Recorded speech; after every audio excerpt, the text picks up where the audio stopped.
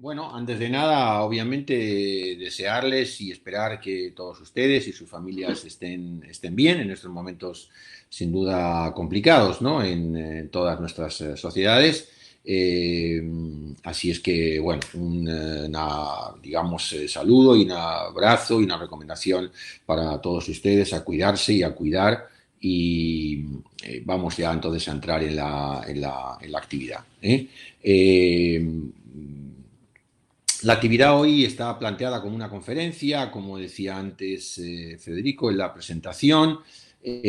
También quisiera agradecer al equipo técnico que tenemos en el área de psicología del conocimiento y aprendizaje en la Flaxo, el trabajo como siempre hacen, particularmente Federico Dorfman en este, digamos, preparación y generación de los eventos de esta naturaleza, que son, digamos, bueno, complicados y que es necesario siempre estar un poco en muchas cuestiones, ¿no? Así que muchas gracias de nuevo por esta posibilidad de estar con todos ustedes, ¿no?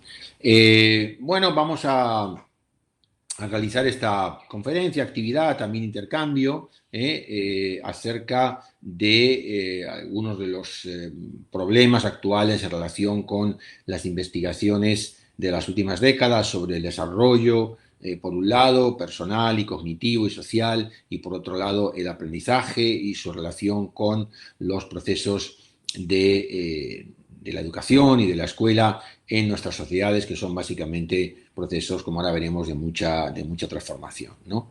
La idea es hacer, digamos, un evento virtual en la que también pues, podamos compartir y podamos intercambiar opiniones, visiones. Entonces, tenemos, como ustedes estarán viendo ahí, un PowerPoint, ¿no? Que nos sirve, digamos, para compartir contenidos. Pero también haremos algún cambio en algún momento.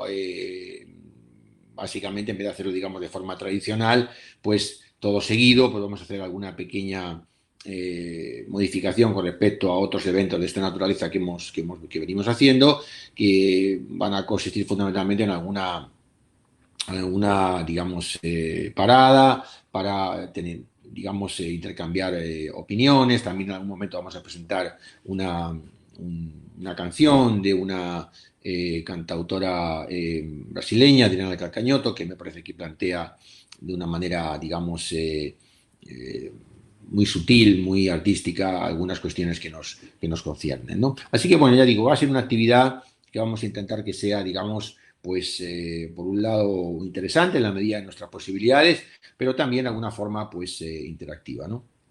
Bueno, ahí en esa primera transparencia tienen ustedes dos webs, academia.edu y researchgate.net, que, bueno, yo siempre las recomiendo y las comparto porque ahí pues tienen ustedes trabajos de una manera totalmente gratuita y accesible. Tienen que registrarse, eso sí, pero tienen trabajos pues de muchísimos investigadores, de miles de investigadores, particularmente están los míos, pero también otros muchos colegas de la Flaxo, de muchísimas partes del mundo. Hay muchos trabajos en inglés, pero también en otros idiomas, también tienen cosas en castellano. Y bueno, son dos fondos a los que ustedes pueden recurrir para su formación, para la transmisión de conocimiento, para intercambiar documentos con otras personas, etcétera, ¿no? Eh, Bien,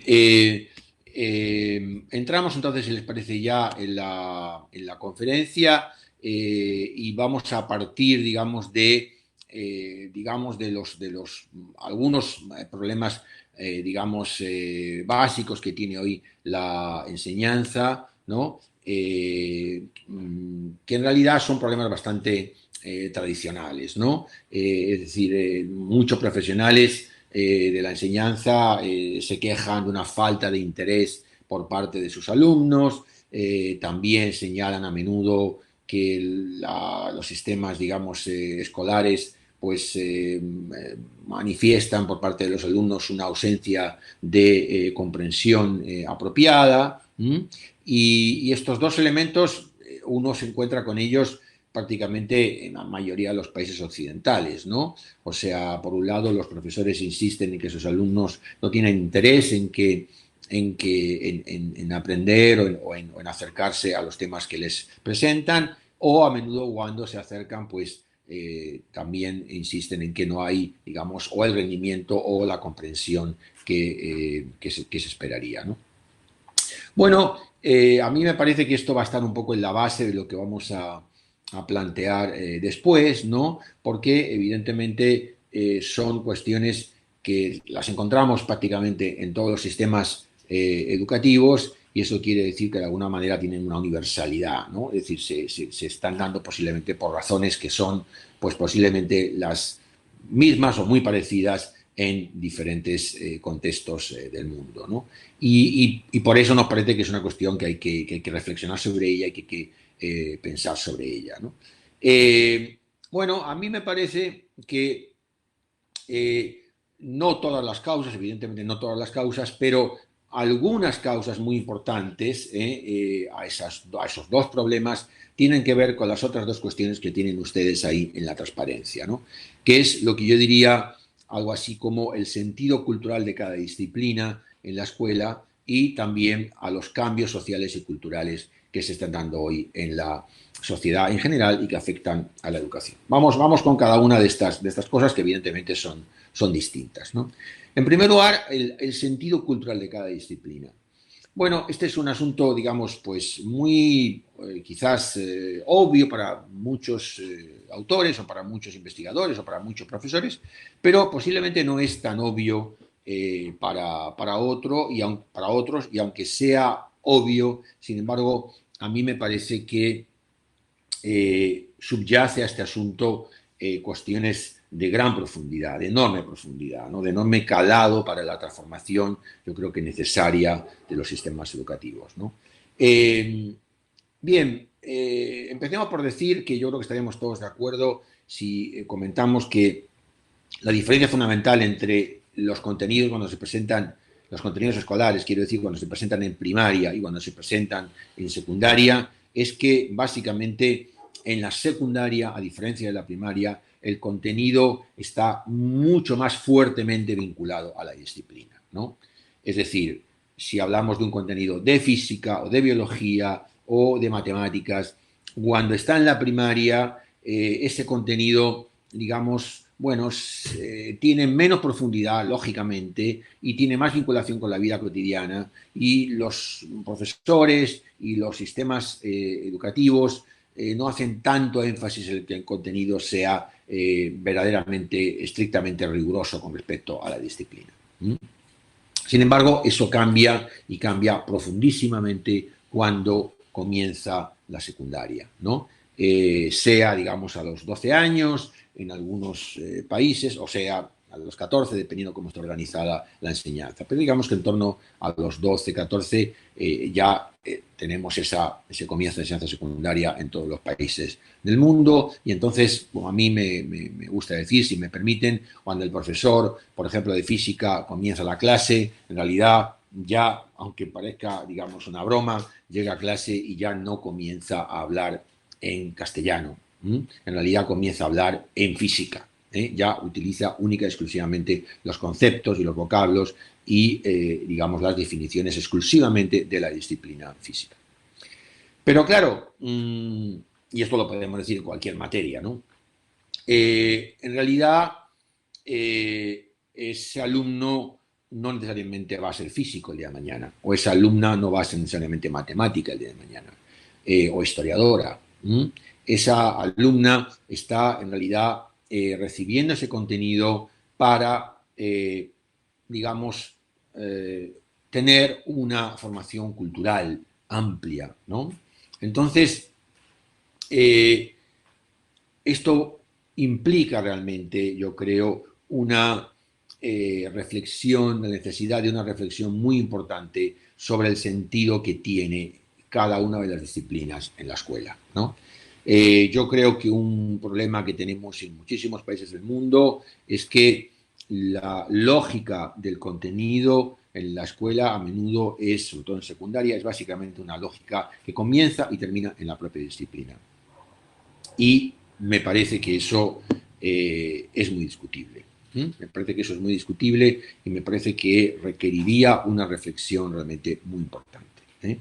Porque la lógica de esa disciplina no es necesariamente lo que el alumno va a, digamos, a tener sentido que, digamos, se relacione con esa cuestión, ¿no? Es decir, me parece que tenemos que pensar en cómo tomamos los contenidos escolares y pensándolos desde la disciplina en cuestión, los tratamos de convertir, por decirlo de alguna forma, en algo que sea motivador para el alumno, en algo que sea vinculante con sus actitudes, con sus intereses, y eso me parece que requiere realmente toda una transformación muy, muy importante por parte de la definición de los contenidos escolares y por parte de la actuación que tenemos los profesores en la escuela, ¿no?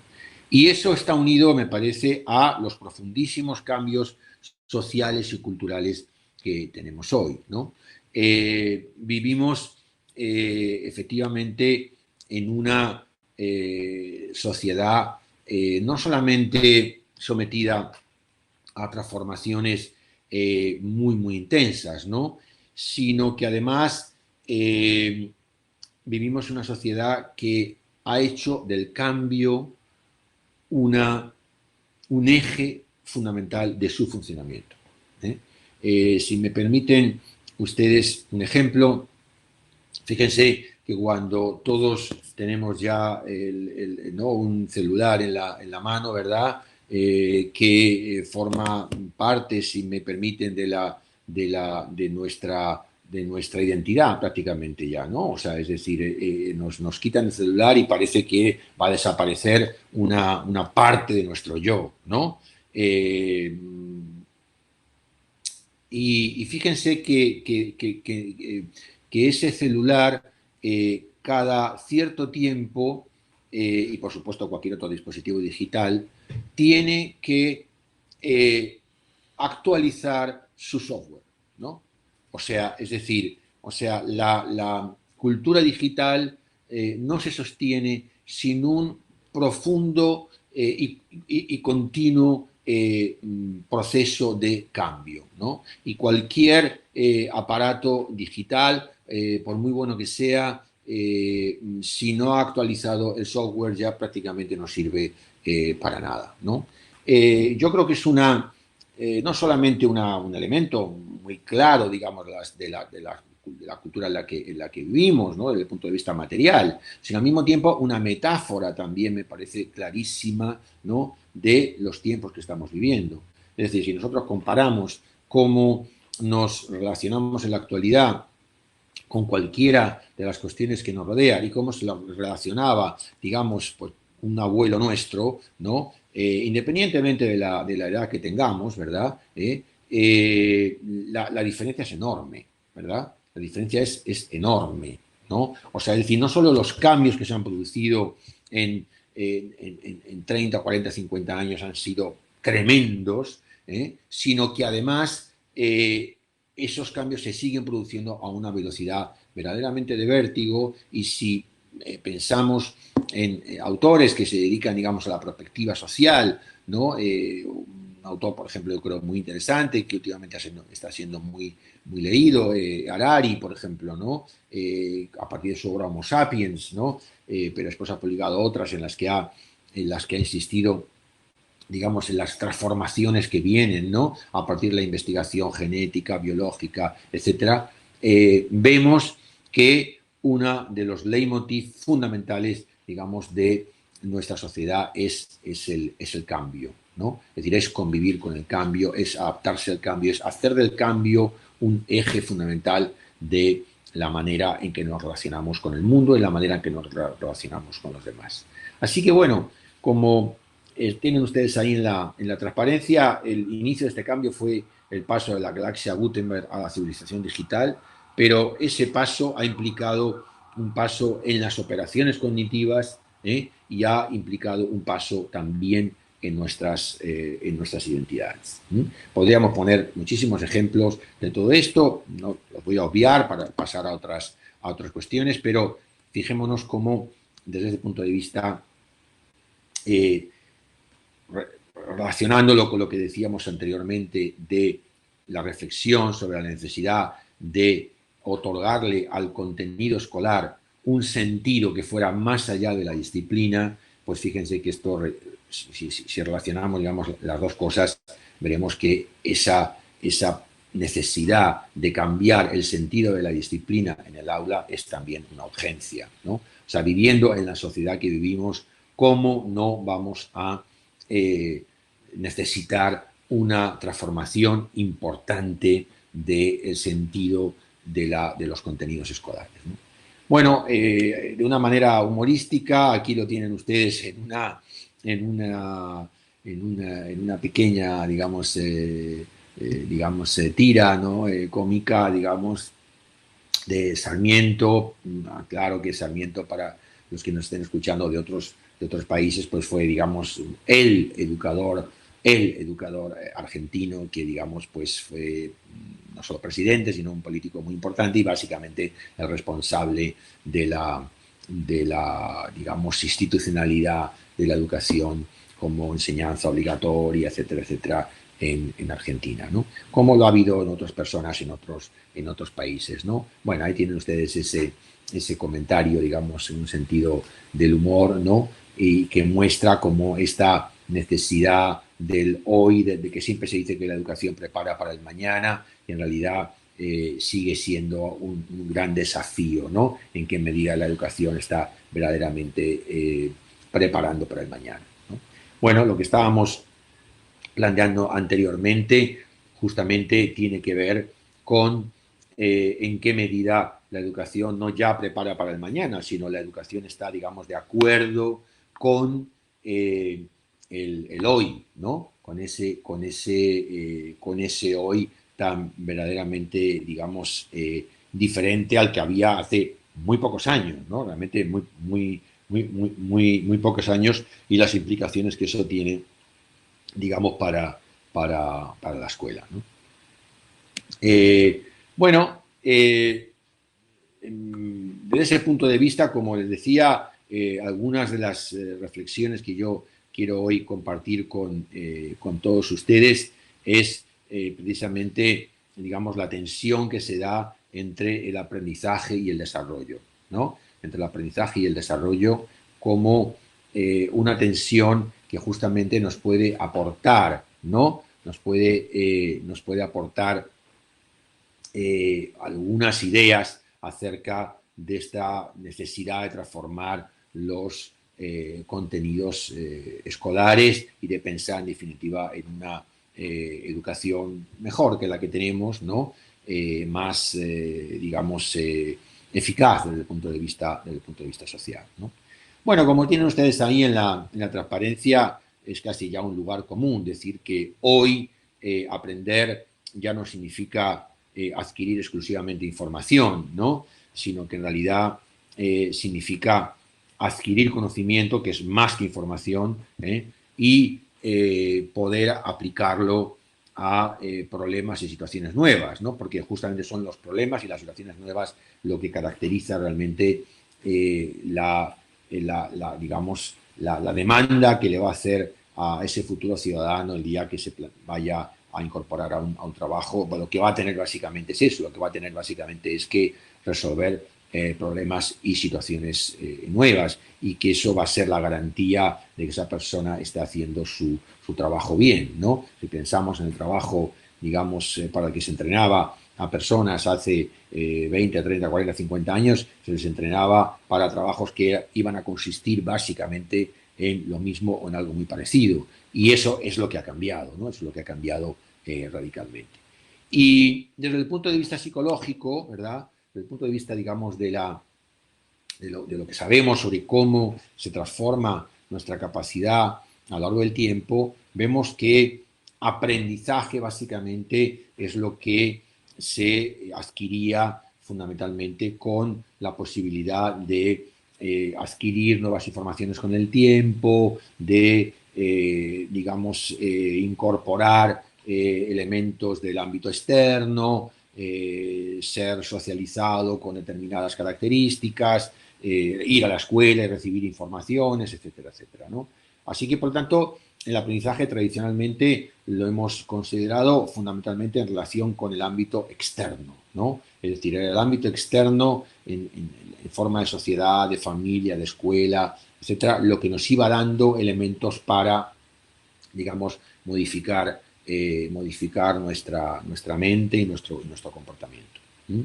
Mientras que desarrollo, en realidad, básicamente era lo que nos proporcionaba fundamentalmente, digamos, el ámbito interno, ¿no? Es decir, o sea, un individuo se desarrollaba, adquiría determinadas capacidades, por ejemplo, a hablar mejor, o por ejemplo, a comportarse mejor, o por ejemplo, a comprender cosas más complejas, independientemente de que su aprendizaje hubiera sido mejor o peor, ¿no? ¿Mm?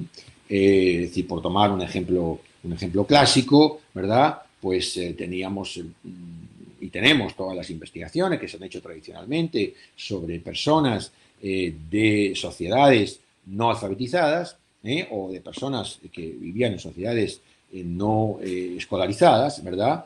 Y bueno, esas personas cuando eran adultas pues comprendían, digamos, el mundo de una manera también, digamos, con mayor complejidad que cuando eran niños, ¿no? Y cuando eran adolescentes, pues digamos, por ejemplo, usaban el lenguaje o usan el lenguaje mejor que cuando son niños y el niño usa el lenguaje mejor que cuando es bebé, ¿no? O sea, es decir, en definitiva, el desarrollo tenía que ver básicamente con desplegar, digamos, a lo largo de la vida de una persona un conjunto de capacidades que ya vienen, digamos, incorporadas como posibilidades en su dotación genética. ¿Mm? Así es que el desarrollo pues te da mejor motricidad, te da mejor lenguaje, te da mejor comprensión del mundo o posibilidad de tener mejor comprensión del mundo, pero digamos que ese desarrollo después se veía impactado por lo que le aporta a esa persona el aprendizaje, ¿no? Eh, entonces, como ustedes saben, eh, ha habido unas grandes polémicas, ¿no? Y unas grandes discusiones y unas grandes elaboraciones, tanto teóricas como empíricas, y grandes programas de investigación, ¿no? En relación con la influencia de uno y de otro, ¿no? Es decir, en qué medida, digamos, el desarrollo influía más sobre el aprendizaje o el aprendizaje impactaba o no sobre el desarrollo. En ese sentido, eh, eh, realmente tenemos, digamos, en los últimos años una tremenda actualidad de la posición de Vygotsky, ¿no? Un autor, bueno, que yo me imagino que todos ustedes ya conocen, y básicamente esa actualidad es porque Vygotsky insistió en sus investigaciones en una posición, digamos, diferente a otros autores clásicos como Piaget o otros investigadores, insistiendo en que el desarrollo está en continua interacción con el aprendizaje y el aprendizaje con el desarrollo, ¿no? Y que en realidad la mayoría de las transformaciones que se están dando en cómo una persona comprende el mundo o en cómo una persona puede, digamos, realizar sus tareas de manera más eficaz, es básicamente porque se da esa interacción, ¿no? Eh, y ahí tenemos, me parece, en realidad, conclusiones novedosas, ¿no? Tenemos conclusiones novedosas y yo creo que mucho más novedosas de lo que a veces podemos pensar. ¿Eh? Y en algunos casos, digamos que son de alguna forma contraintuitivas, o sea, contraintuitivas en el sentido en que no es lo que, digamos, tenderíamos a pensar inicialmente. ¿Eh? Por ejemplo, hay en realidad, digamos, bastantes conclusiones que son, digamos, novedosas, pero vamos a citar, digamos, algunas de ellas, ¿no? Por ejemplo, una que a mí me parece muy, muy importante es la que tiene que ver con que el desarrollo y la iteración del desarrollo y el aprendizaje se está dando de una manera permanente a lo largo de toda la vida, ¿no? Yo creo que esto es un cambio realmente importantísimo, o sea, en la manera en que concebimos esas relaciones. O sea, tradicionalmente habíamos sostenido o habíamos desarrollado una idea según la cual prácticamente que el desarrollo terminaba después de la adolescencia y ahí ya no había grandes aportaciones de desarrollo y prácticamente era todo aprendizaje, ¿no?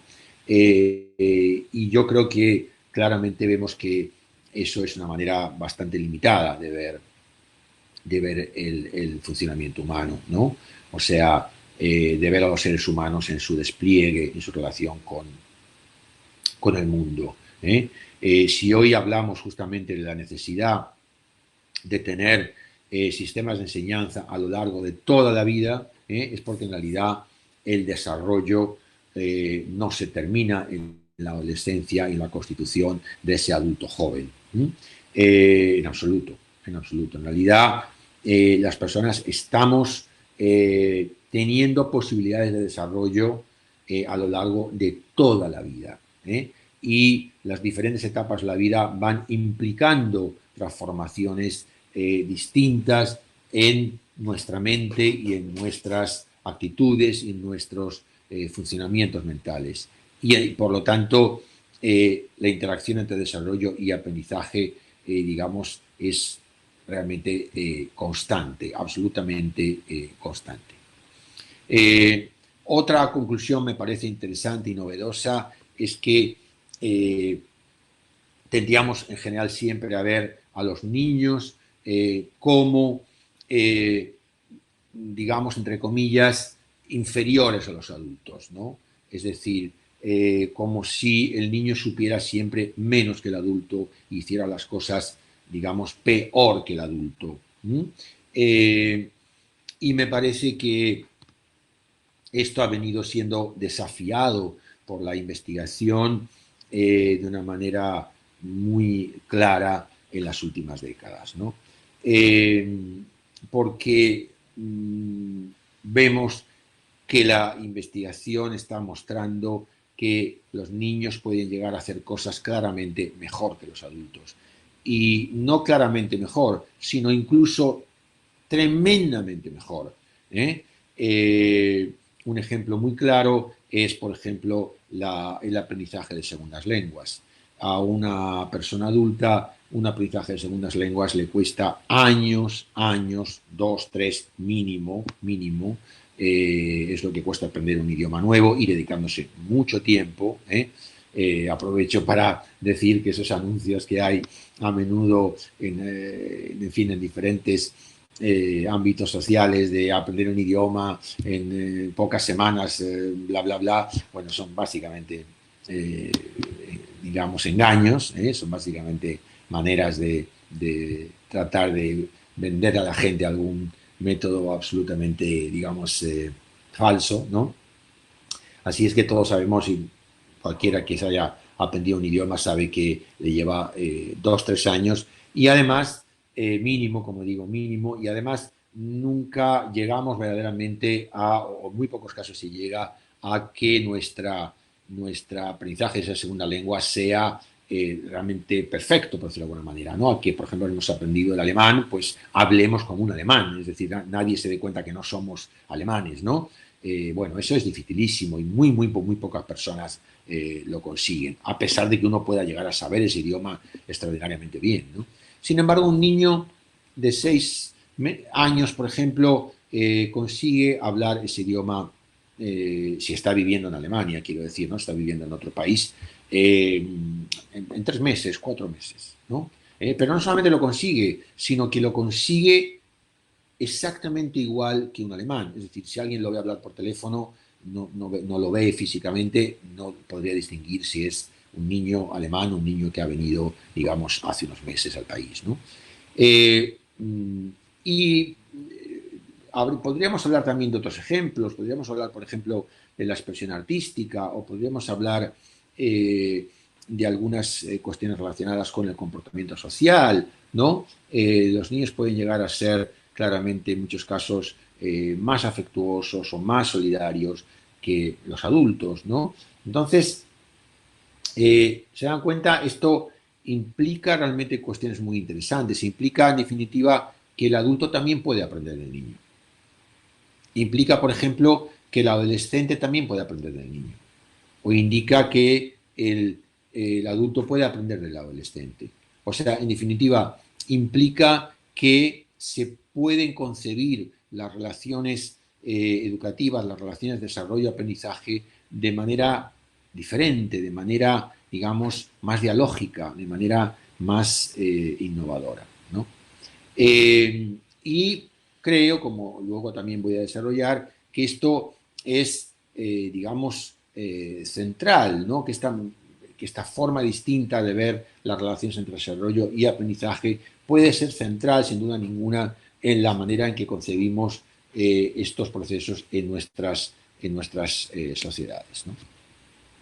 En ese sentido, digamos que a mí me parece que hay estas 5 dimensiones del cambio que yo les estoy presentando ahí, eh, que no son las únicas, por supuesto, evidentemente que no son las únicas, pero son algunas dimensiones, en mi opinión, centrales. A mí me parecen dimensiones absolutamente, digamos, imprescindibles para repensar estos procesos de cambio de la educación, ¿no?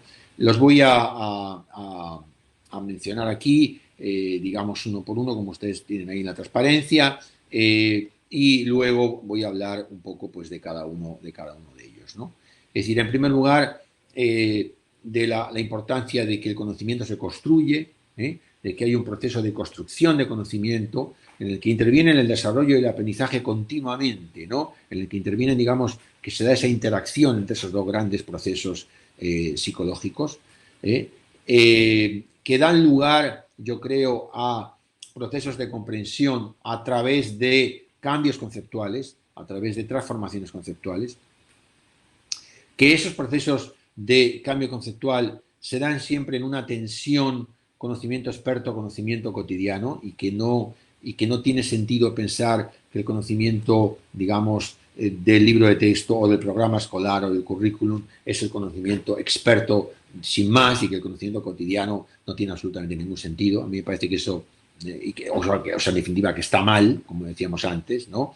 O sea, que es única y exclusivamente la disciplina, o sea, lo que estaríamos llamando conocimiento experto, ¿no? El conocimiento de la disciplina es el único que tiene sentido en la escuela, ¿no? Y que el resto está, por decirlo de alguna forma, destinado al destierro, por decirlo de alguna manera. Yo creo que eso, ¿no? A mí me parece que no está bien pensado, creo que tiene mucho más sentido pensarlo desde otra perspectiva. Y luego, los he puesto en otro color, en azul, estos dos otros elementos, el desarrollo de la autonomía y la dialogicidad, porque, digamos, pertenecen no tanto al ámbito exclusivamente cognitivo, sino a un ámbito, digamos, más amplio de la persona, ¿no? Más integral de la persona, ¿no? Como ya digo, el desarrollo de la autonomía y el desarrollo de la dialogicidad. Bueno, vamos a hablar, digamos, a partir de ahora, digamos, de cada uno de estos elementos, que ya digo, bueno, no son los únicos de los que podríamos hablar, pero sí son, me parece en todo caso, necesarios, importantes. Pero bueno, como decíamos antes, vamos a intentar que esto no sea solamente, digamos, un monólogo, vamos a intentar también que esto sea de alguna forma un poco interactivo, así que yo voy a ir viendo un poco, si les parece, algunas de las intervenciones que ustedes han tenido en el chat para comentarlas, y a continuación vamos a seguir con lo que estábamos con lo que estábamos expresando, ¿no? Bueno, algunos de ustedes se refieren a problemas más amplios de la enseñanza, ¿no? Como por ejemplo el problema de las aulas superpobladas, ¿no? O el problema de la heterogeneidad. Bueno, ciertamente no cabe la menor duda que ese tipo de problemas son problemas realmente muy, muy importantes, ¿no? Yo no me olvido de ellos, por supuesto. Pero, bueno, déjenme decirles que yo estoy tratando de referirme en esta ocasión, digamos, a cuestiones, por decirlo de alguna manera, de lo que sería un funcionamiento, vamos a llamarle un tanto, digamos, estándar, por decirlo de alguna manera, de los sistemas educativos, ¿no? Eh, Obviamente que es esa situación estándar o, vamos, digamos, habitual, en algunos casos puede llegar a ser, digamos, muy problemática, ¿no? Porque, digamos, en algunos contextos, las condiciones en las que se da la enseñanza, pues pueden llegar a ser realmente, digamos, muy complicadas desde el punto de vista de las condiciones socioeconómicas, ¿no? De unas aulas, digamos, con alumnos que tienen otros muchos problemas o no. De todas maneras, ciertamente el problema de la heterogeneidad o el problema de la diversidad se está dando hoy prácticamente en todas las sociedades, ¿no? En algunos casos, en algunas sociedades se da, digamos, por, digamos, cuestiones relativas a que los sistemas educativos cada vez incluyen más ámbito de la sociedad, más digamos, espacios de grupos más o menos desfavorecidos, y eso hace que los sistemas escolares tengan una problematicidad importante. En otros contextos se dan, por ejemplo, porque los procesos migratorios son muy intensos, ¿no? Tenemos muchos países europeos en estos momentos en los cuales la migración hace que la intensidad de las migraciones hace que a la escuela lleguen una cantidad importante de chicos que tienen un origen cultural diferente, y eso crea realmente situaciones, digamos, muy problemáticas, ¿no? Bueno, ya digo, yo no voy a tratar de esa cuestión en este momento, pero sí, en todo caso, quiero decirles que, digamos, esos elementos que requerirían un tratamiento aparte, por supuesto, harían todavía más necesario un poco lo que yo les trato un poco de compartir hoy, ¿no? Es decir, con alumnos, digamos, muy heterogéneos o con aulas muy masificadas o con situaciones, digamos, que le añaden a la escuela una complejidad adicional, me parece que realmente no tiene sentido mantener la lógica de las disciplinas, ¿no? Es decir, no tiene sentido enseñar física para físicos o matemática para matemáticos o historia para historiadores. A mí me parece que es realmente muy necesario una reflexión muy profunda por parte de los profesores, por parte del sistema educativo, etcétera, en repensar muy profundísimamente, digamos, el tipo de contenido que se va a hacer en esa escuela, porque escuelas en esas condiciones requerirían realmente un tipo de actividad, un tipo de estimulación cultural, un tipo de aportación social y cultural, pues realmente muy diferente, ¿no? Bueno, básicamente, digamos, estas son, yo creo, las cuestiones que yo he ido viendo un poco en el chat. Eh, si le parece, continuamos con lo que estábamos, con lo que estábamos viendo. Ya justamente en esta primera cuestión que les planteaba, ¿no? Como han visto ustedes antes, está la cuestión, digamos, de la construcción de conocimiento, ¿no? De que el conocimiento básicamente, no la información, ¿de acuerdo? No la información, sino el conocimiento, o sea, es decir, esa información que hemos interiorizado y que hemos podido de alguna manera comprenderla adecuadamente y que la hemos podido aplicar realmente para solucionar un problema y que realmente nos ha pasado a formar parte de nuestra capacidad y la manera en que vemos el mundo, ¿no?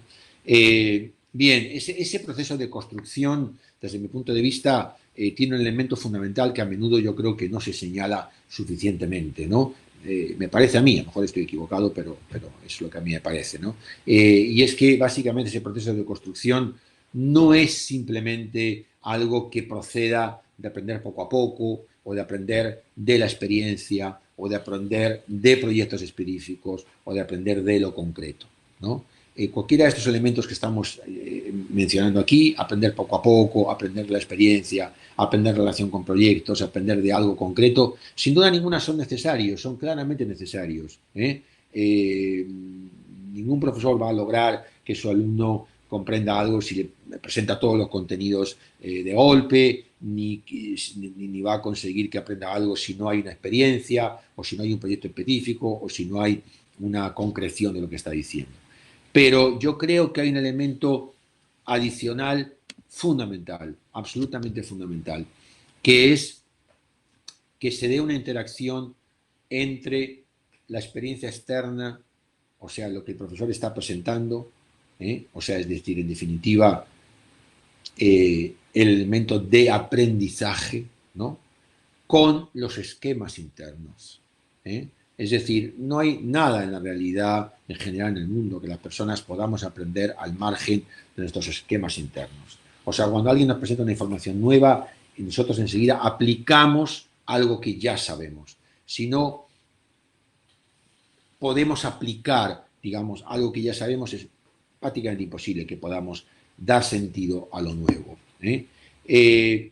Pero si realmente hemos aprendido algo de esa experiencia externa, hemos terminado por modificar los esquemas internos, ¿no? Entonces, es esa interacción entre los esquemas internos y la experiencia externa lo que realmente implica construir conocimiento. Y me parece que esto es absolutamente fundamental, ¿no?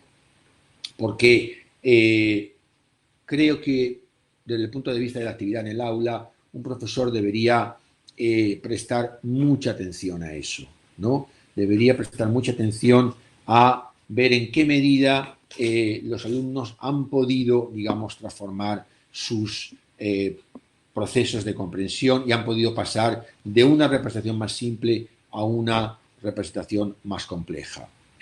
Y eso significa, en definitiva, también, yo creo, partir de las preguntas, ¿no? Partir de las preguntas como una fuente de conocimiento. ¿eh?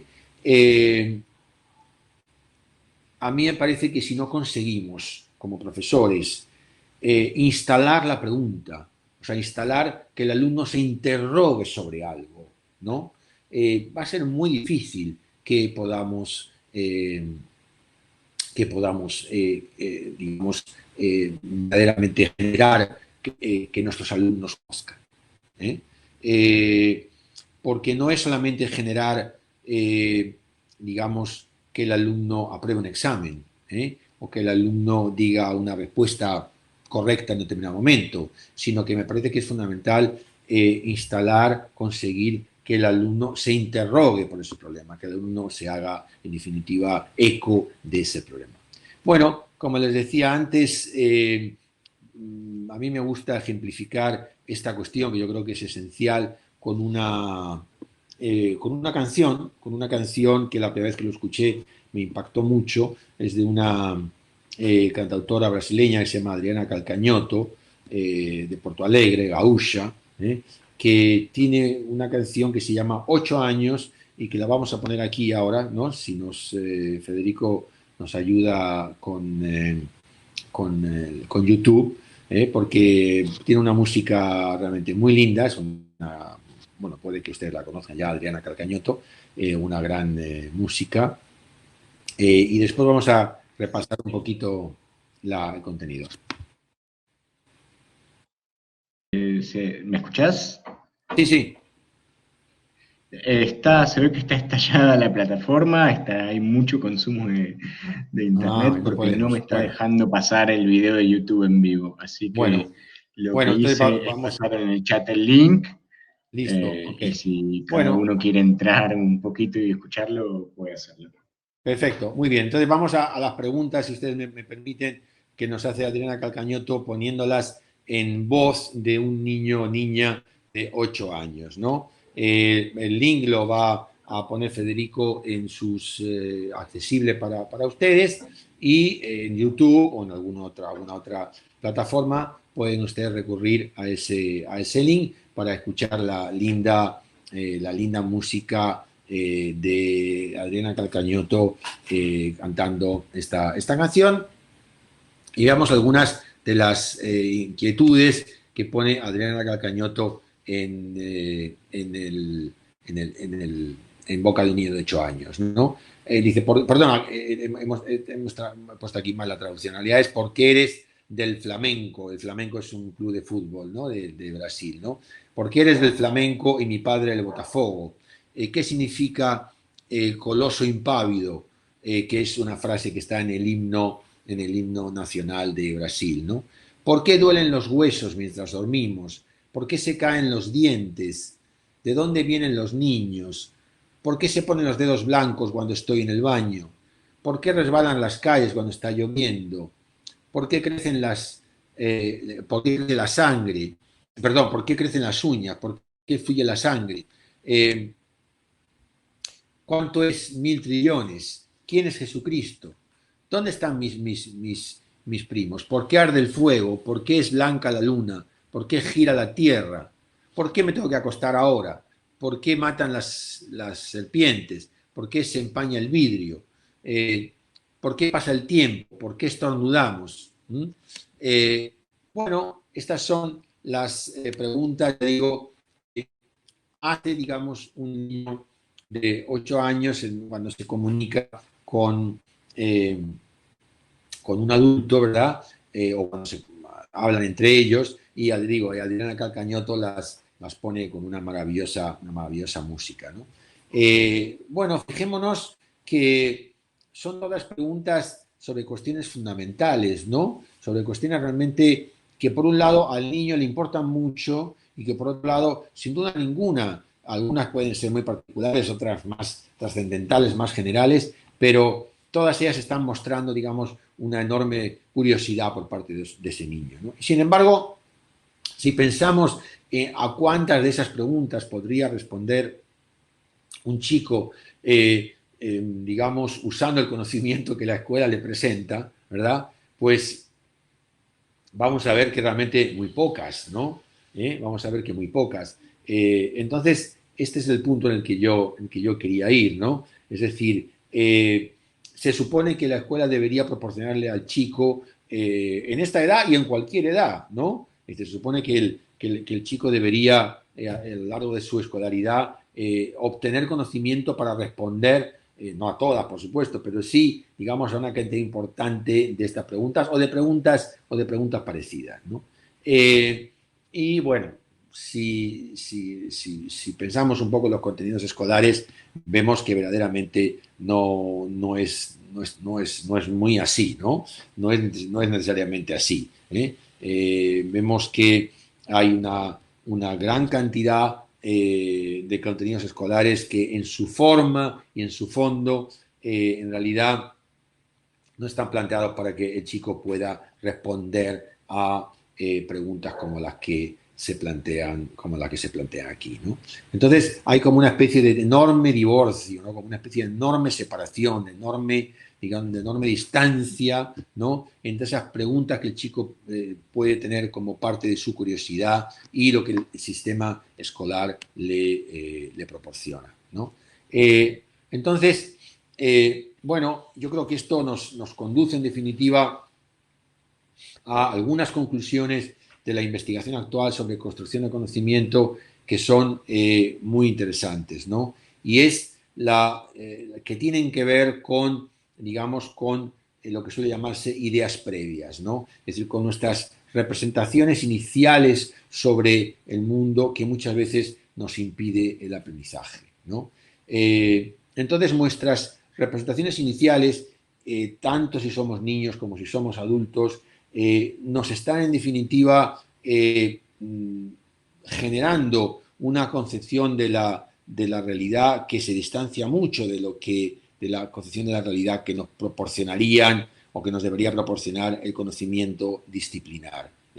Entonces, esas ideas previas de los chicos con mucha frecuencia son muy poco tenidas en cuenta por el profesor, ¿no? Merecerían que el profesor las tuviera en cuenta, porque surgen en definitiva de su curiosidad, surgen de sus esquemas previos, surgen de sus representaciones, y en definitiva sería el conocimiento sobre el cual la escuela y el profesor tendría sentido que trabajara, ¿no? Mucho de nuestro conocimiento previo, o sea, de las ideas sobre las que partimos, es enormemente intuitivo y perceptivo, ¿no? O sea, es decir,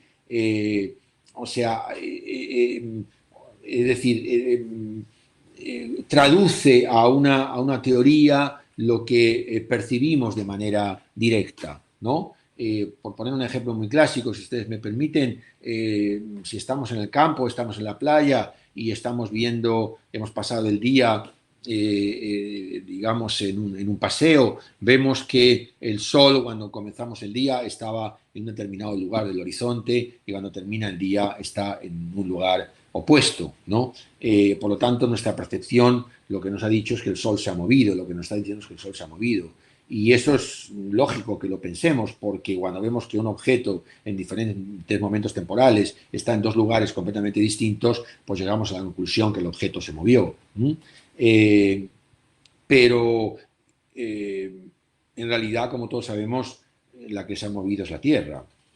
Es decir, bueno, ahí tienen ustedes un ejemplo muy, muy básico, si me permiten, pero fíjense que en todos los contenidos escolares, ¿verdad? En todos los países, en todos los programas, en todos los currículums, está precisamente el que tiene que ver con los movimientos de la Tierra. Y sin embargo, eh, muy pocas veces el sistema educativo le está llevando al alumno a que compare la diferencia entre lo que está diciendo la ciencia desde hace ya muchos siglos sobre el movimiento de la Tierra y de los planetas y lo que uno percibe como, digamos, movimiento de esos mismos planetas y de esa misma Tierra, ¿no? Por lo tanto, démonos cuenta que una parte muy importante del conocimiento que estamos queriendo transmitir al alumno va contra su percepción. Es decir, el alumno debería, digamos, aprender a desafiar su percepción y a entender que, digamos, tiene que generar una representación más allá de la percepción, ¿no? Más allá de la intuición. Esto nos lleva, evidentemente, a la importancia del conocimiento implícito, ¿no? O sea, es decir, una parte muy importante de nuestro conocimiento tiene un carácter implícito y lo vamos a poder transformar en la medida en que somos capaces de reflexionar sobre ese conocimiento. Y cuando reflexionamos sobre cómo hemos conocido, o sea, cuando hacemos un proceso metacognitivo, o sea, en definitiva, un proceso de conciencia acerca de cómo hemos podido lograr un mejor conocimiento, pues sin duda ninguna eso nos va a ayudar a adquirir mejores conocimientos porque lo vamos a poder aplicar a otros contextos, ¿no? Bueno, fijémonos que el otro elemento que yo les hablaba a ustedes era el del conocimiento, la tensión, perdón, entre el conocimiento experto versus conocimiento cotidiano, ¿no? Como yo les decía a ustedes al comienzo, a mí me parece que es necesario producir una transformación realmente muy importante entre, digamos, acerca del sentido cultural de las disciplinas, ¿no? O sea, es muy importante que enseñemos física, matemáticas, historia, etcétera, etcétera.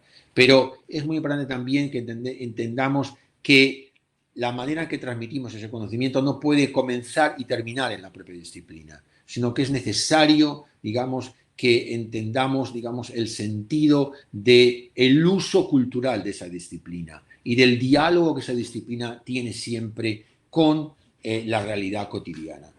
No para hacer ver que la realidad cotidiana, como por ejemplo eso que decíamos antes, de que pensamos que es el sol el que se ha movido, está mal y entonces lo que está bien es que es la Tierra la que se ha movido, sino que trabajemos justamente con el alumno ese diálogo, ¿no? Que hagamos justamente que el alumno se familiarice con la capacidad de relacionar continuamente su conocimiento con el conocimiento experto, ¿no?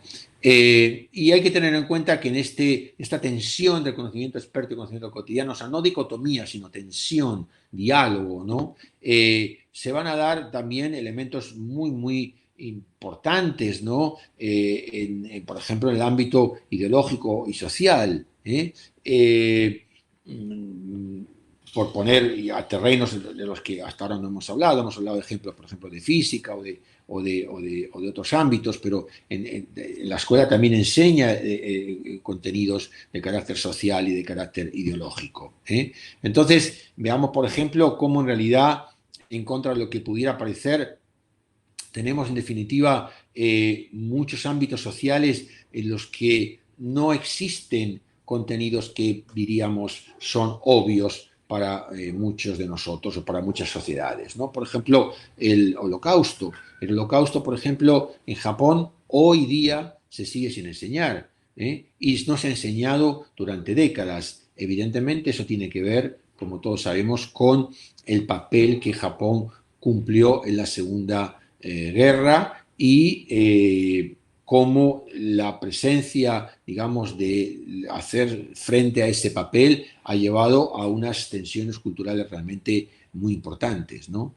Bueno, sin entrar ahora en este punto, que es un punto realmente, yo creo, fascinante, nos lleva, en definitiva, a la importancia de poder llevar al aula visiones diferentes de las cosas, ¿no? Y tratar de fomentar una dialogicidad, ¿m? O sea, un diálogo entre visiones distintas, aunque en algunos casos eso sea muy problemático, pero la dialogicidad entre visiones de un tipo o de otro desde el punto de vista ideológico, o por ejemplo, entre la idea que hay de un fenómeno del adulto y la idea que tiene el niño, es decir, que se produzca ese diálogo entre esas dos visiones y no una, digamos, cronificación de que algo es bueno o algo es malo, sería, en mi opinión, un elemento muy importante de transformación de los sistemas escolares.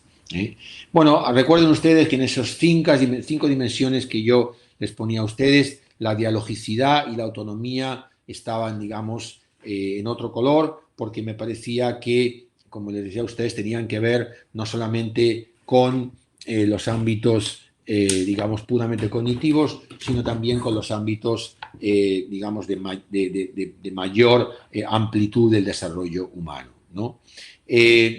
La dialogicidad, como estoy insistiendo, tiene que ver con las diferentes versiones de la realidad, ¿no? Las diferentes versiones del mundo.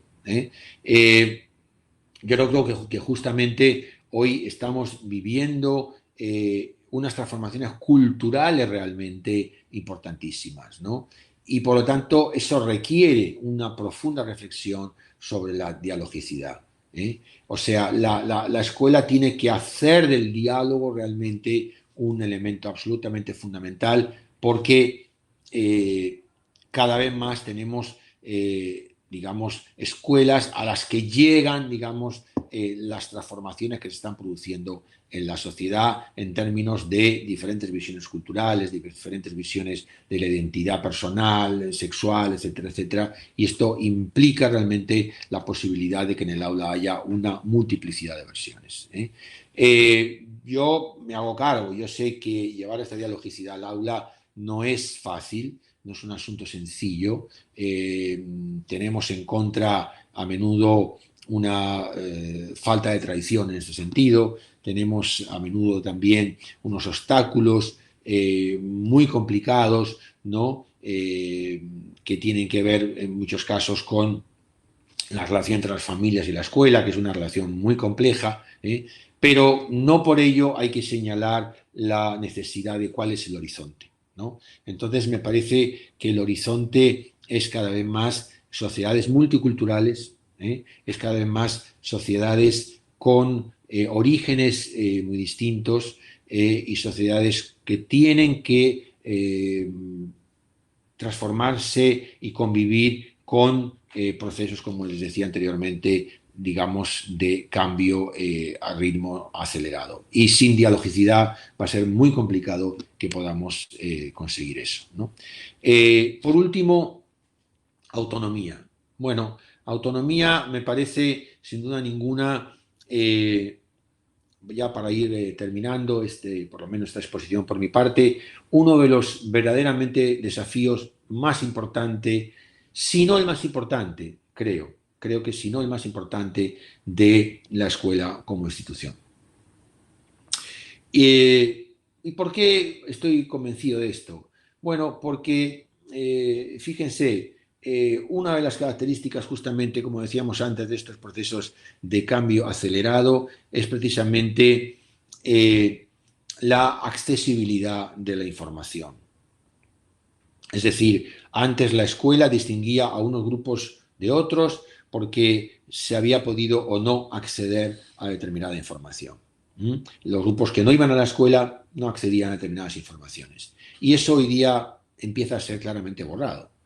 Es decir, eso ya prácticamente está transformado. Es decir, todos los sistemas informales, digitales de acceso a la información están ahí y son cada vez más, digamos, monstruosamente accesibles. Por lo tanto, ya eso no es una característica de la escuela. Sin embargo, hay algo que difícilmente se va a conseguir si no es a través de una institución como la escuela, que es precisamente no la información, sino la autonomía. Es decir, la posibilidad de aumentar la agencialidad. O sea, la posibilidad de conseguir cosas por uno mismo, por una misma en definitiva.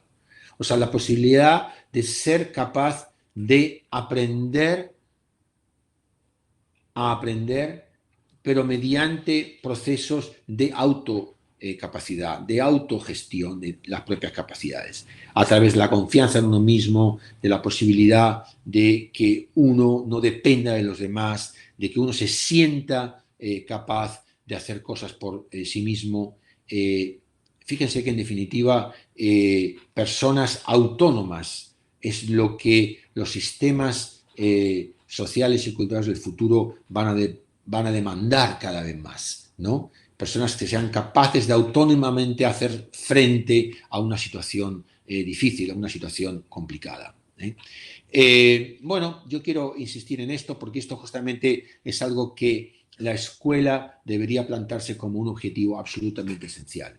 Y por lo tanto, el papel de los contenidos empieza a ser, de mi punto de vista, un papel que debe supeditarse, yo creo, a esta posibilidad de adquirir, digamos, esa capacidad de autonomía, esa capacidad de confianza en uno mismo, en una misma, y ser capaz de resolver problemas.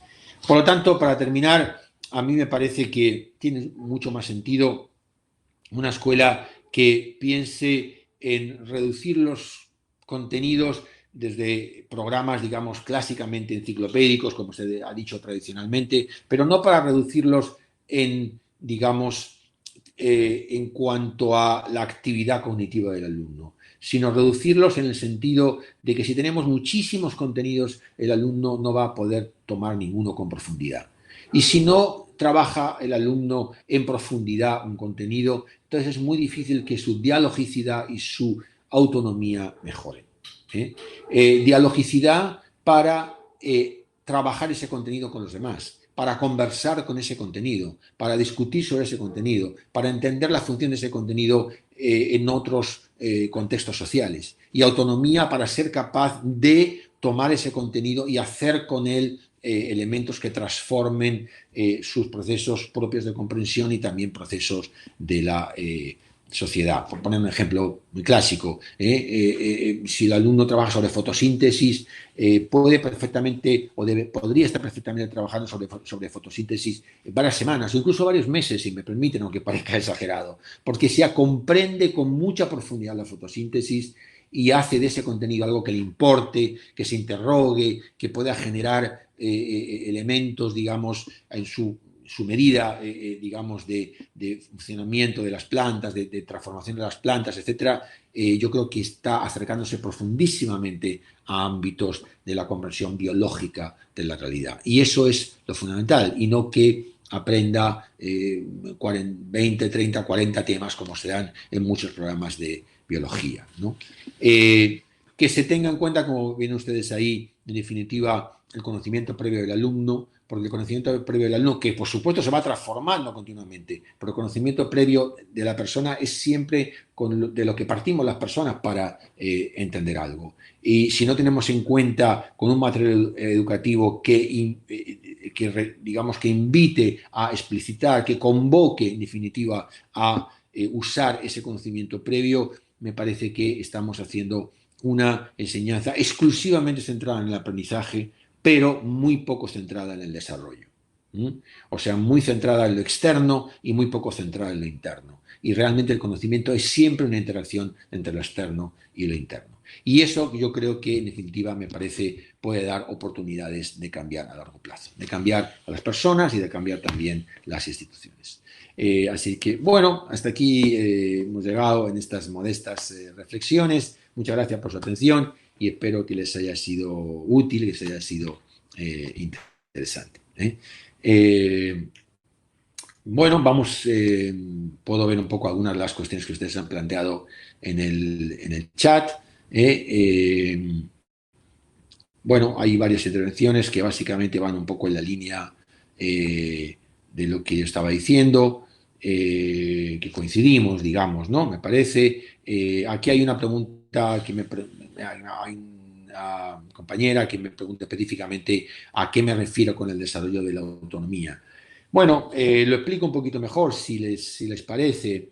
Eh, Fíjense, me voy a referir a un autor pues, muy conocido en nuestro campo, como es Piaget, ¿no? Al cual pues, todos hemos leído y todos manejamos. Y fíjense que la obra de Piaget básicamente habla de diferentes niveles de comprensión del mundo en función del desarrollo, ¿no? Primero el chico comprende el mundo cuando es bebé a través de una inteligencia básicamente práctica, sensorimotora. Después el chico comprende el mundo de una manera más simbólica, relacionada con el juego, etcétera, pero todavía no lógica. Después el chico ya a los 8 o 10 años comprende el mundo de una manera más lógica y después ya en la adolescencia, en la vida adulta, el chico comprende el mundo de una manera lógica, pero al mismo tiempo también abstracta, ¿no? No solo lógica para un ámbito concreto, sino lógica para un ámbito abstracto. Pero fíjense, todo eso que Piaget estudia y estudió tan extraordinariamente bien y de lo cual todos hemos aprendido tanto, ¿no? ¿Al servicio de qué estaba? Es decir, ¿para qué el ser humano adquiere o tiene en realidad ya, viene al mundo, ¿no? Con esa posibilidad de desplegar esa gran transformación cognitiva a medida que crece, ¿no? Pues fíjense, según Piaget, en realidad toda esa ganancia, digamos, ¿no? En posibilidades cognitivas son en realidad para conseguir un ser más autónomo. O sea, si un ser comprende mejor el mundo, es más autónomo. O sea, es más independiente de la realidad. Es más independiente de las restricciones del mundo, ¿no? Por decirlo, que el mundo le coloca, ¿no? O sea, en definitiva, fíjense ustedes, ya saben ustedes que Piaget concibe la inteligencia básicamente como una, o mejor dicho, no como una, sino como la capacidad biológica más importante, ¿no? Por lo tanto, la inteligencia es la manifestación biológica de mayor nivel evolutivo. Por eso los seres humanos tenemos una inteligencia que no tienen los animales, ¿no? Esa inteligencia nos permite adaptarnos mejor al medio y transformar mejor la realidad. ¿Pero para qué? ¿Para qué? En términos teóricos, desde el punto de vista de todo el pensamiento de Piaget y de otros autores del desarrollo cognitivo, ¿para qué? ¿Cuál es la funcionalidad de eso? Bueno, ser más autónomos, ¿no? Y ser más autónomo quiere decir ser capaz de aprender por uno mismo. Eso nos está diciendo al mismo tiempo, si me permiten, que los demás me pueden enseñar. Por ejemplo, la escuela me puede enseñar. Pero en realidad, aunque parezca una obviedad, el que termino aprendiendo soy yo. O sea, en definitiva, fíjense ustedes, nadie puede aprender por mí. Aunque parezca muy obvio, ¿no? El profesor tiene que hacer todo lo que sea posible para enseñarme mejor. Pero en definitiva soy yo el que tengo que aprender. O sea, nadie puede aprender por mí, nadie puede comer por mí, nadie puede sufrir por mí, nadie puede llorar por mí, nadie puede amar por mí. Entonces, si nadie puede hacerlo por mí, en definitiva, es absolutamente esencial que, ya que nadie lo puede hacer por mí, yo lo puedo hacer de la manera más independiente posible, es decir, de la manera más autónoma posible, ¿m? De la manera más adaptada posible.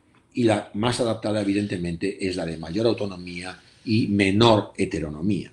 ¿Eh? Entonces, bueno, enseña a la escuela esto, ¿m? Enseña a la escuela esto, coloca a la escuela las condiciones para que esto se produzca.